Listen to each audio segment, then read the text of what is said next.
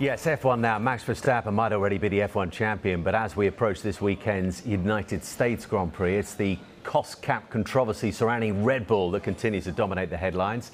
We've got Craig Slater on set with a fresh twist in the tale. Good afternoon to you, Craig. So Zak Brown weighed in yesterday by sending in that letter to the FIA, effectively accusing Red Bull of cheating.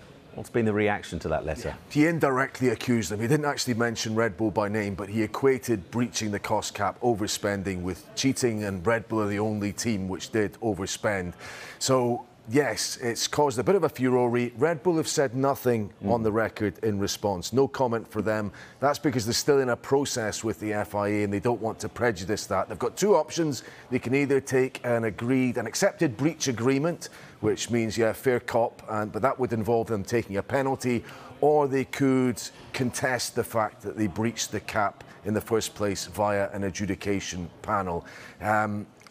What I can say is that they emphatically reject the notion that they cheated in any way, and any outcome at the end of the day in all of this for them, which would be palatable, would have to make it clear that they deliberately did no wrong. They were guilty of no deliberate wrongdoing. And to be fair to them, it's worth saying that the FIA throughout this process have never suggested any team has behaved anything other than transparently and cooperatively in this process. So there's been no suggestion that any team has deliberately hidden costs. But do we know how much they overspent by?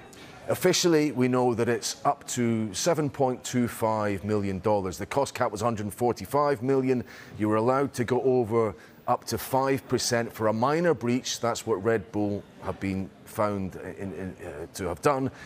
My understanding is, I have learned that their breach is towards the lower end of that, somewhere just under $2 million. So maybe a 1% breach in total. Their submission was several $million towards $5 million under the cost cap. Now, we don't know officially what took them over, but according to sources, what I've learned is it does include things like cafeteria costs, the cost of unused parts, which may run into seven figures in dollar terms, attendant costs to redundancies, things like that. And you do ask yourself, if some of this does come into the public domain, might it put a rather different complexion on Red Bull's situation?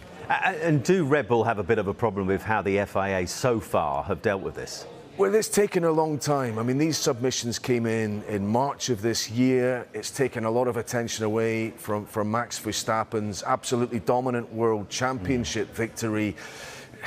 There were some eyebrows raised when they had to liaise with regard to the cost cap, in particular with Shayla Ann Rao, who's a senior figure now within the FIA, who's a former legal advisor to the Mercedes team. Now nobody is suggesting she's anything but impartial. She's a hugely respected figure, but it does illustrate just how difficult it is to find someone for these senior roles of leadership within Formula One that doesn't have a connection with one of the leading teams, who hasn't got a bit of a past with them.